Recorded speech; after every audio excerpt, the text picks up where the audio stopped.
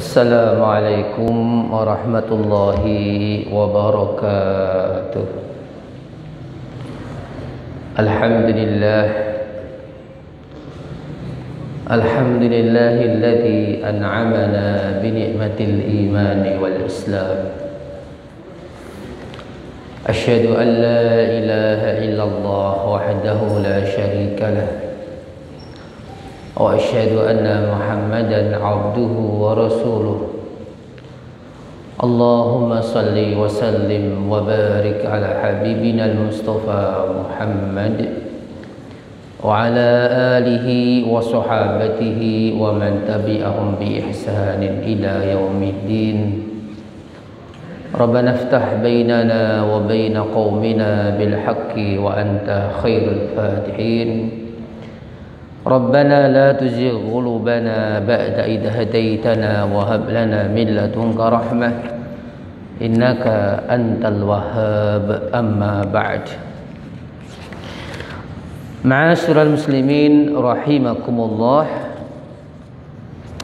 Insyaallah pada malam hari ini kita akan mengkaji bersama yaitu tafsir surat An-Nur ayat yang ke-58 sampai insyaallah 59. Namun sebelumnya saya ingatkan kepada jamaah semuanya untuk tetap memakai masker, karena sekarang ini kondisinya semakin parah. Indonesia itu sudah di lockdown lebih 49 Pak ya, 49 negara. Ya mungkin kita ini abai itu orang gagas. Ya, ini kan istri saya itu tugas di Muwardi sama di UNS Pak. Dia cerita itu sekarang mubal, entas mubal ya. Jadi pasien tuh mubal. Sampai terakhir kemarin katanya tinggal 1 atau 2 bed. Karena Solo jadi rujukan. Makanya saya harap jangan pernah kita mati konyol istilahnya. Kenapa mati konyol? Karena kita tidak mengikuti aturan yang sudah disepakati oleh ulama dan oleh pemerintah terkait bagaimana kita jaga jarak, pakai masker, terutama anak pesantren ya. Ya kalau keluar wajib dan harus pakai masker. Jangan pernah kita menyepelekan, karena bisa jadi pas kita seperti itu takdir Allah mengenai kita. Tapi kalau kita udah ikhtiar, insya Allah menjadi pahala dan insya Allah syahid. Beda dengan orang yang tidak ikhtiar. Begitu bos sekalian yang perlu saya sampaikan, karena negara kita ini ya bingung ngatur masyarakatnya, angel diatur. Jakarta mau lockdown lagi. Nah ini kan tentu menjadi masalah tersendiri bagi sebagian kalangan. Karena itu kita bersama-sama sadar diri bahwa penyakit ini belum selesai. Ya, karena itu saya tuh kalau ngisi kajian Pak, saya harus bicara seperti ini karena ya masyarakat kita masih banyak yang abai, ya tidak mau gagas. Baik Bapak Ibu yang dirahmati Allah Subhanahu wa taala, kita lanjutkan kajian kita. A'udzubillahi minasyaitonirrajim. Ya ayyuhalladzina amanu liyasta'dzinkumul ladzina malakat aymanukum الذين ملكت أيمانكم والذين لم يبلغوا الحلم منكم 3 مرات من قبل صلاة الفجر وحين تضعون ثيابكم من الظهيرة ومن بعد صلاة العشاء 3 عورات لكم ليس عليكم ولا عليهم جناح بعدهن طوافون عليكم بعضكم على بعض كذلك يبين الله لكم الآيات wallahu alimun hakim. Wa idza balagal atfalu minkumul huluma falyasta'dinu kama sta'dana alladziina min qablihim kadzalika yubayyinullahu lakum ayatihi wallahu alimun hakim. Bapak Ibu yang dirahmati Allah Subhanahu wa taala, menyambung secara umum surat An-Nur ini dulu sudah pernah saya sampaikan. Surat An-Nur ini terkait tentang hukum keluarga. Banyak mengatur tentang bagaimana hubungan antara laki-laki dengan perempuan. Mengatur bagaimana keluarga itu utuh, suci, bersih, sampai dia bisa menghadirkan sebuah masyarakat yang ideal. Termasuk dalam kaitannya dalam rumah. Bagaimana anak yang sudah baligh itu cara masuk ke kamar orang tua itu kayak apa? Inilah Islam Bapak sekalian, mengatur sampai sedetail seperti itu. Sistem ya hukum yang begitu sangat kompleks dan sangat sempurna, sehingga hal-hal yang kecil pun diatur. Termasuk bagaimana ketika kita punya pembantu, ya, bagaimana interaksi pembantu dengan kita. Nah, dalam ayat ini Ibu sekalian diterangkan tentang bab isti'dzan. Isti'dzan itu minta izin. Kata isti'dzan itu diambil dari akar kata al-idhnu. Jadi kalau bahasa Arab, kalau ada tambahannya ya sin dan ta, isti'dzan itu berarti tolak, meminta. Makanya istighfar itu memohon ampunan, diambil dari kata-kata ghafara. Nah, dalam ayat ini ditujukan kepada kita orang mukmin. Jadi aturan itu sekalian dalam Islam itu jelas. Ini aturan bagi orang mukmin sendiri. Artinya apa? Yang di luar Islam dia berarti aturannya mereka. Nah, kita sebagai orang mukmin ini diikat oleh Allah. Karena kita tunduk dan setiap hari 5 kali minimal kita menghadap Allah, mengucapkan janji suci kita kepada Allah. Berupa apa?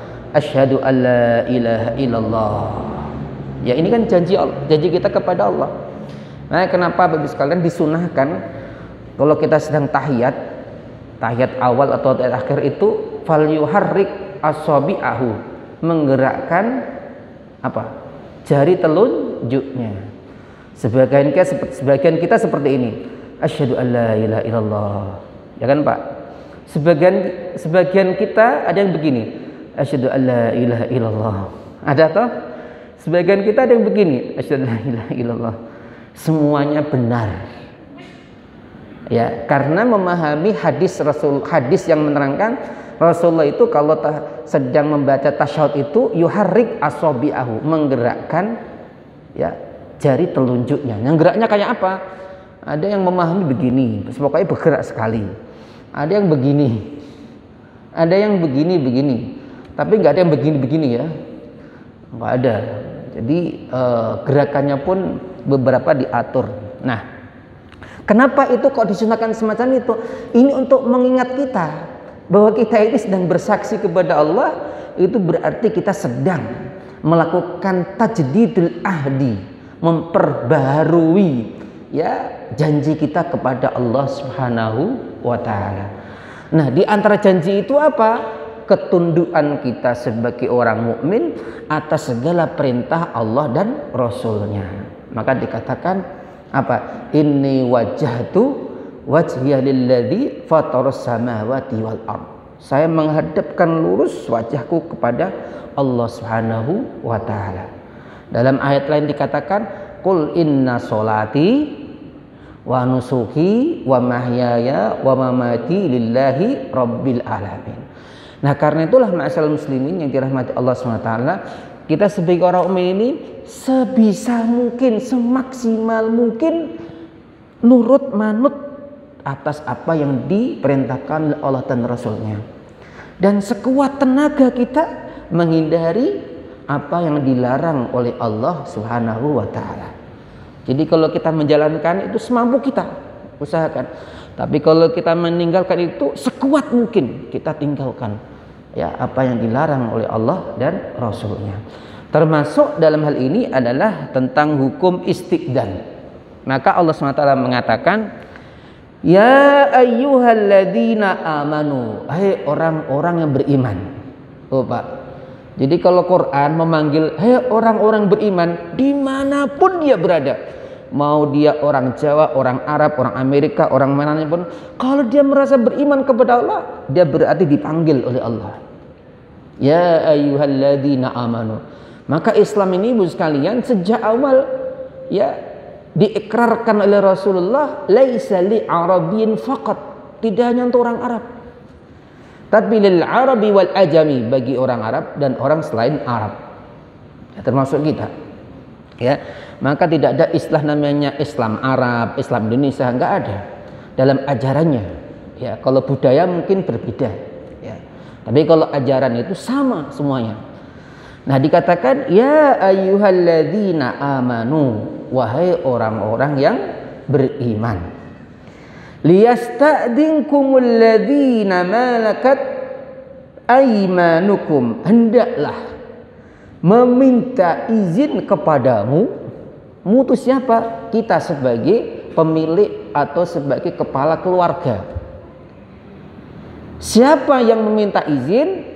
Alladzina malakat aymanukum, yaitu para budak-budak kalian.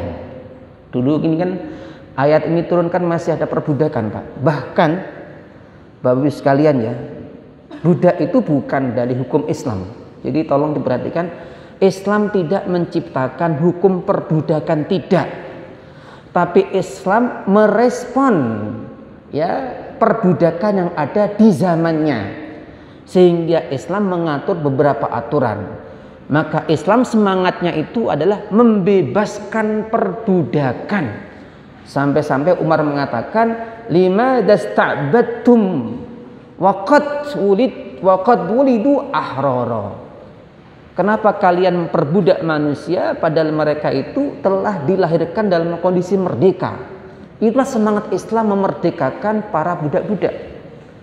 Nah jika kita lihat sejarah Ibu sekalian ya, di Amerika itu ya sampai abad 19 Pak, sampai abad 19 masih ada perbudakan jual beli. Mereka ngambil dari Afrika, dibawa ke Amerika, dijual. Nah itu ya. Maka di sini ayat ini tidaklah kemudian dipahami Islam melegalkan perbudakan, tidak boleh.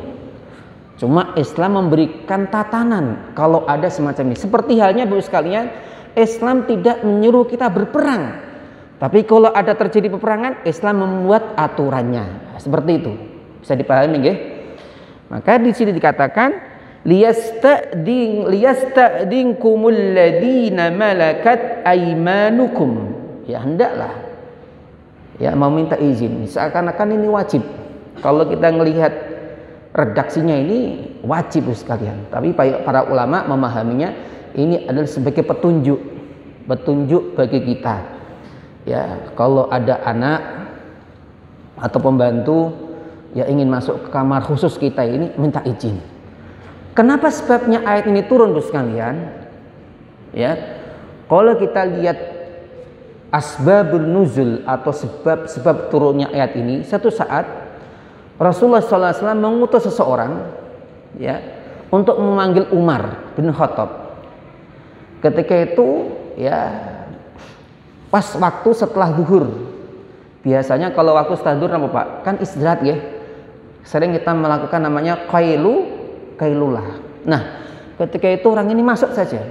Maka Umar merasa nggak nyaman ini, kok kayak gini. Maka beliau lapor ke Rasulullah SAW ya, supaya agar diturunkan ayat, minta Allah agar turunkan tentang ayat hukum tentang izin ini. Maka diantaranya dikatakan sebabnya adalah hal tersebut, maka turunlah ayat ini. Nah, di samping itu Ibu sekalian, dulu dan saya masih bisa melihat Pak, di beberapa daerah di Afrika itu kamar itu memang tidak pakai pintu. Jadi pintu itu hanya pintu masuk ke rumah. Nah kita kan enggak nggih, setiap kamar kan ada pintunya nggih. Ada pintunya, ada kuncinya. Ya. Jadi modelnya pakai apa? Pakai korden. Sehingga orang masuk bisa. Ya. Nah itu gambarnya dulu seperti itu, rumah-rumah di zaman ketika turun ayat ini itu, sehingga orang gampang masuk. Dan ini kadang bikin kaget orang di dalam kamar, mungkin dalam posisi dia baru buka baju atau ganti baju, ya maka disyariatkan izin. Nah inti utama ayat ini adalah bagaimana kita bisa menjaga aurat kita, jangan sampai terlihat oleh orang lain. Nanti kita lihat dalam ayat berikutnya. Nah, kembali lagi Bu sekalian, ya, yang minta izin adalah mereka para budak-budak, kalau bahasa sekarang mungkin ya bisa diartikan pembantu-pembantu kita. Tapi jangan sampai dipahami Bu sekalian bahwa budak dengan pembantu itu sama. Tidak sama. Ya, tidak sama. Ya, walaupun fungsi diantaranya adalah sama, yaitu apa? Membantu meringankan pekerjaan kita. Yang kedua adalah walladzina lam yablughul huluma minkum, di antara kalian. Dan termasuk yang diperintah untuk minta izin adalah anak-anak yang belum baligh. Anak-anak belum baligh antara umur 10 tahun, 9 tahun sampai 15 tahun. Ya. Karena baligh ini Bu sekalian itu antara laki-laki dengan perempuan beda. Kalau laki-laki ditandai diantaranya secara fisik, ya dia lebih berotot, suaranya udah berubah, kemudian tumbuh rambut-rambut ya di daerah tertentu. Tapi yang dipastikan kalau laki-laki ini adalah dia telah mengalami namanya ihtilam. Ihtilam itu mimpi basah. Nah, jadi kalau kita punya anak sekalian, kalau sudah umur 15 tahun wajib bagi orang tua untuk mengedukasi, mengajari, ya diberitahu. Nah kalau mimpi basah itu nanti harus mandi besar, gini diajari Pak. Jangan kita abe tadi ya, nggak digagas anak itu. Karena itu menjadi tanggung jawab orang tua.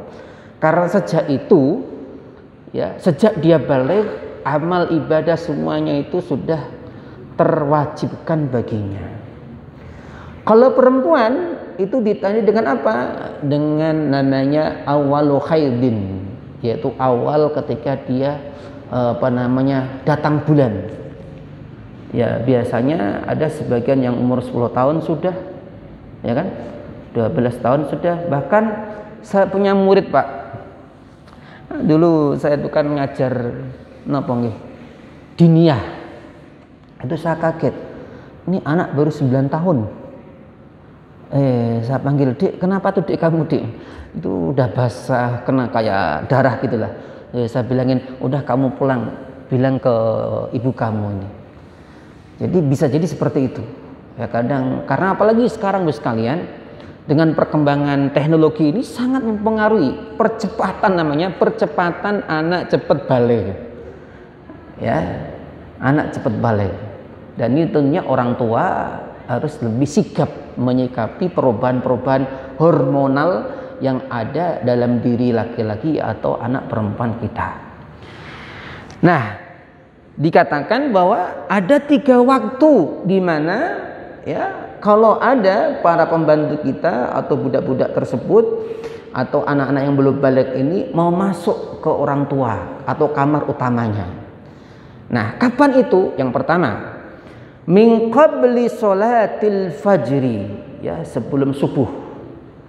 Ini kan waktu orang bangun dari tidurnya atau mungkin mohon maaf masih dalam keluarganya, macam-macam lah.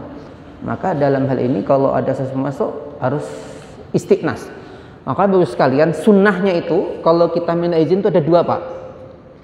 Ya, pertama istiqnas. Istiqnas itu ngedok pintu, dok sampai 3 kali. Ya, salam 3 kali. Ya, jangan salam tok Pak. Ya udah dapat sunnah sih. Tapi kalau mau sempurna, tok assalamualaikum, tok assalamualaikum. Sampai 3 kok nggak dibukain, ya pulang.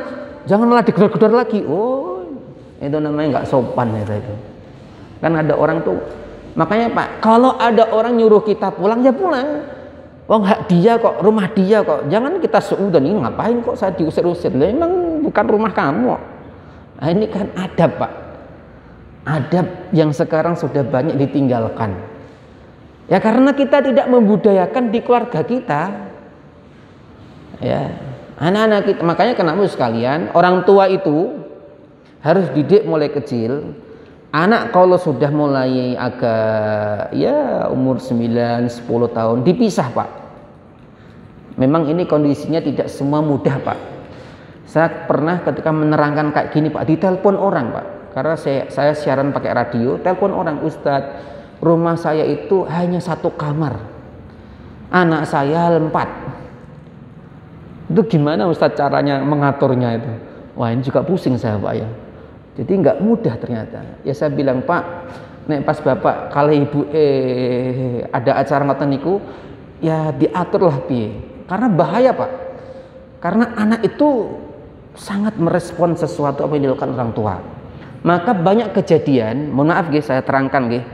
Ada kejadian anak kenapa memperkosa adiknya karena ternyata dia lihat orang tuanya.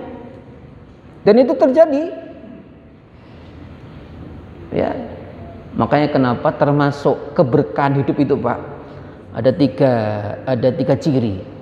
Yang pertama, punya rumah luas, artinya cukup, punya kendaraan yang pantas. Ketiga, punya rizki di tempat di mana dia hidup, artinya nggak usah harus jauh-jauh. Nah itu. Nah kembali lagi sekalian, ya orang tua ini ya idealnya, ya saya mengatakan idealnya ini kamar rumah itu dikunci, Pak. Kamarnya dia itu dikunci. Saya masih ingat, Pak. Saya kalau dulu kalau mau masuk ke rumahnya abi umi saya itu, Pak, harus ngetok dulu, tok karena terkunci. Ya, itu cara mendidik. Ya, anak-anak sudah diberikan kamar masing-masing. Ya, walaupun nggak usah mewah-mewah, 1 kamar mungkin disingget, Pak. Kalau dulu saya masih disingget, masih kecil nanti niku, yang penting untuk bisa lesehan semacam itu. Karena ini adalah cara mendidik yang benar, idealnya seperti itu. Nah, jadi pertama adalah min qabli sholatil fajri. Jadi waktu yang pertama adalah ketika sebelum subuh.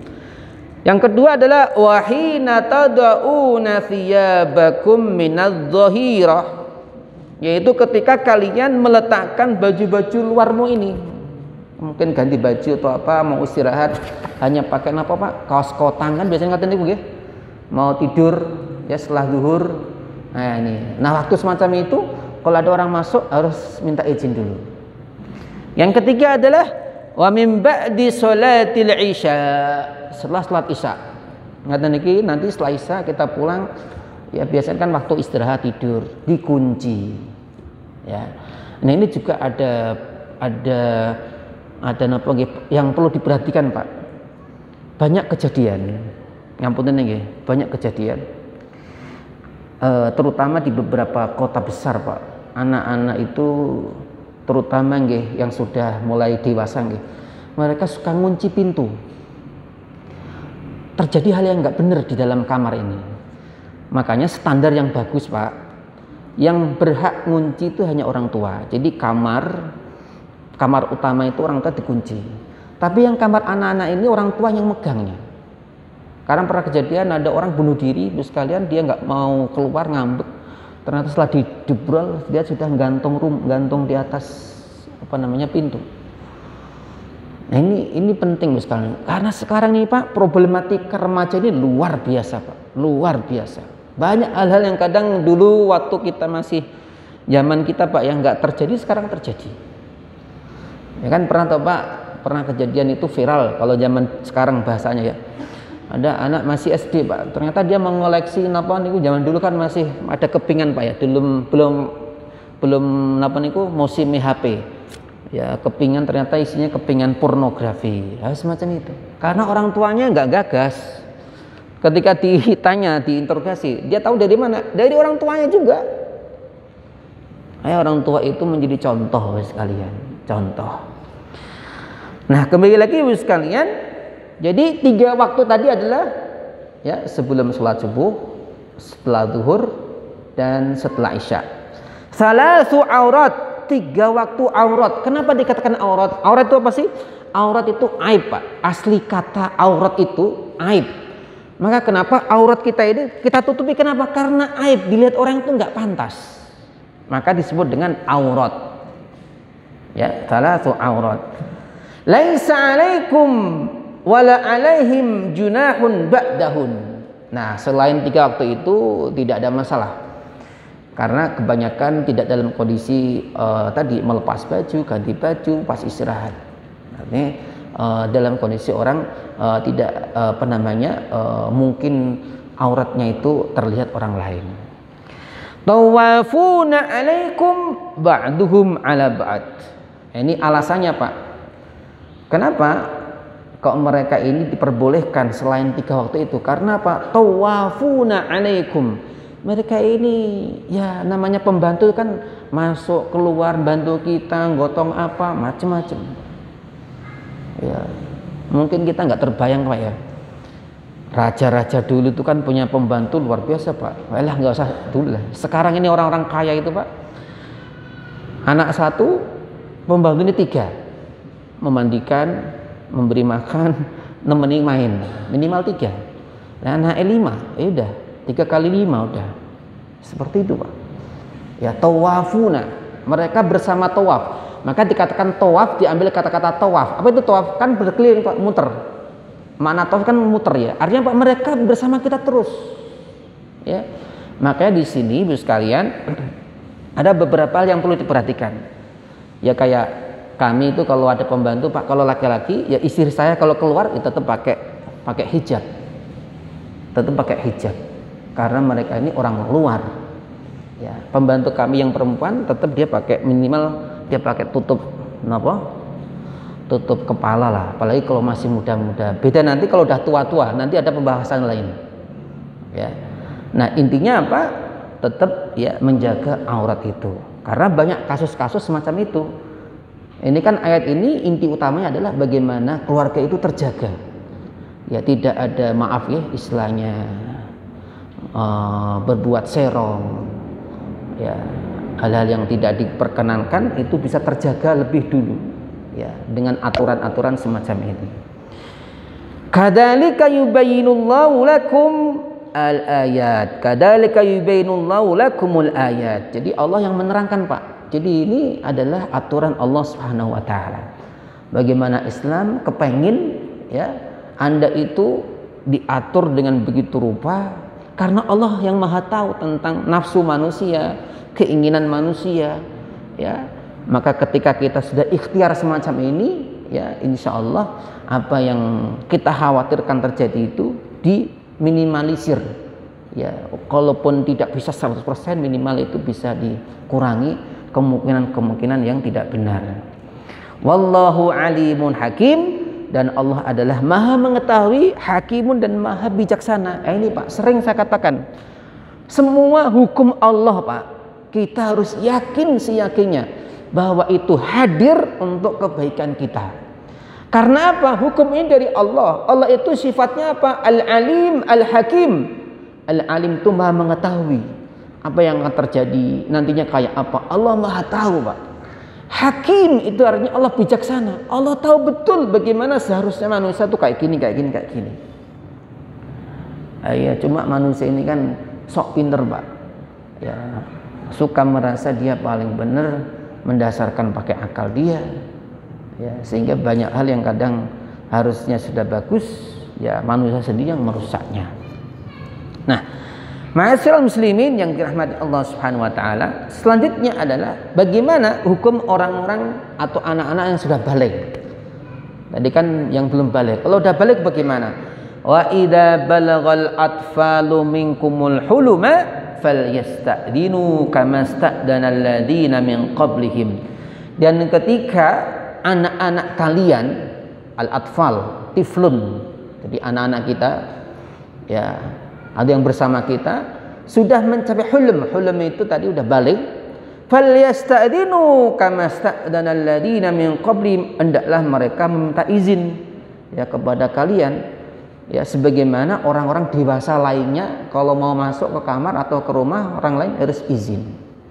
Ini menjadi standar umum Bos sekalian. Ya, kembali kepada hukum asal, di mana kalau kita masuk ya ke tempat di selain pemilik kita, ya harus minta izin. Bahkan kepada orang tua kita. Ini kan adab, Pak. Adab yang kalau kita terapkan, Pak, ini akan mendidik anak itu tahu sopan santun. Ya, makanya sampai Pak jenengan mungkin nggak terpikir ya, ada anak itu Pak, dia masuk kuburan orang tuanya Pak, persis sama ketika dia kayak bayangkan masih hidup Pak.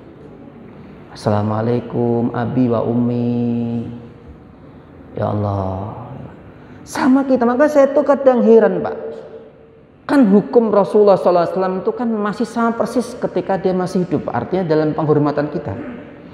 Ada kalau pas masuk ke raudhah tuh Pak, kan rebutan Pak, duduk. Batinku Pak, ya Allah, ini orang karpet dia tuh. Harusnya kan tetap khudu, ya harus tetap khudu. Karena pada dasarnya hukum hormat kepada Rasulullah itu sama ketika beliau masih hidup, gak boleh kita keras-keras. Kalau kita baca sholawat itu kan, yang sebenarnya itu kan gak boleh keras-keras Pak. Allahumma sholli ala Muhammad, Allahumma sholli ala Sayyidina Muhammad. Ini kita mengaitkan hati kita dengan cahaya nur Muhammad.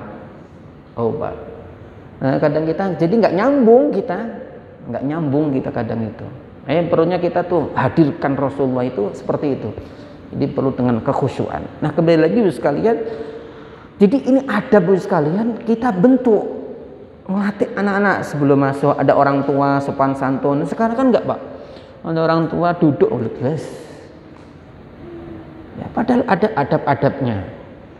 Kalau kita orang yang berjalan ketemu orang yang berhenti, maka orang yang berjalan itu dia ngucapin salam. Orang yang naik kendaraan, sekarang enggak berlaku semuanya Pak, pakai bel semua din. Memang zamannya pun berubah nih Pak. Napa sekarang pakai WA atau cukup Pak. Nah ini memang kembali kepada komitmen kita sekalian. Ya minimal lah, kita kan nggak bisa merubah manusia semua toh Pak. Minimal keluarga kita. Ya minimal keluarga kita biasakan masuk rumah baca salam. Makanya kenapa sekalian disunahkan, sekalipun di rumah kita itu tidak ada makhluk manusia, tetap disunahkan membaca salam Pak. Karena apa? Bisa jadi di situ ada makhluk Allah yang lainnya. Maka kan assalamualaikum atau salamullahi alaikum. Ternyata sekalian ada hikmahnya Pak. Ya, ada setan itu Pak, jin itu sukanya mengganggu manusia. Makanya perhatikan Pak, kalau jangan dari luar, ya masuk ke rumah kita, nggak ngucapin salam. Ya, bisa jadi terjadi hal yang tidak kita inginkan. Ini sering Pak, dan mohon maaf, saya pernah itu Pak. Saya datang dengan istri dari luar itu. Harusnya kan di rumah istirahat atau apa nih Pak. Lupa saya bacapin salam, akhirnya malah mohon maaf, jadi malah muring-muringan. Tadi di mana? Lupa taruh mana? Wah. Karena ada namanya situ, saya lupa nama jinnya itu Pak. Ada jin khusus spesialis bagaimana menggoda ketentraman keluarga. Kenapa kalau kita masuk tetap baca assalamualaikum warahmatullahi wabarakatuh. Nah itu Pak ya. Apalagi kalau kita pulang dari jauh, udah ninggalin rumah lebih daripada 3 hari Pak, itu jangan sampai langsung masuk Pak ya. Minimal salam tadi loh, minimal salam. Karena kalau ada rumah ya tinggal 3 hari Pak, apalagi lampu nggak hidupin Pak, itu sudah menjadi tempat yang paling empuk Pak bagi bangsa-bangsa halus. Kayak minimal lampu dihidupin Pak. Ya, lampu dihidupin. Nah, ini dari beberapa hikmah yang kita dapatkan. Nah, kemudian dikatakan di sini ya, kembali lagi Allah SWT menegaskan kadzalika yubayyinullahu lakumul ayati wallahu alimun hakim. Bayangkan Pak, diulang 2 kali loh Pak. Ayat pertama tadi alimun hakim, yang kedua juga diulang lagi wallahu alimun hakim, untuk menegaskan bahwa harus kita yakini ini ada hikmahnya yang kadang kita nggak tahu. Kenapa sih suruh izin ini? Ternyata ada hikmahnya, Pak. Di antaranya tadi itu, ya, bahwa ini mendidik anak menjadi lebih sopan santun, tahu menghormati orang tua, tahu hak orang lain. Ya, di keluarga saya itu, Pak, walaupun namanya di rumah itu semua milik bersama, tapi tetap kalau ini punya kakaknya harus minta izin. Kalau ini punya adiknya harus minta izin. Kalau ini tempat orang tua jangan dipakai. Itu salah satu bentuk, ya, mendidik kesadaran diri, bagaimana menghormati hak-hak orang lain, ditanamkan sejak kecil, Bapak sekalian. Inilah yang saya katakan dalam ilmu pendidikan namanya pendidikan sejak dini. Orang, Pak, sudah balik itu sulit untuk dirubah, sudah dewasa sulit untuk dirubah. Karena itulah kenapa pendidikan itu dimulai sejak dini. Saya kira cukup sekian, Bapak Ibu yang dirahmati Allah SWT. Insya Allah kita sambung pada ayat berikutnya. Terima kasih. Wassalamualaikum warahmatullahi wabarakatuh.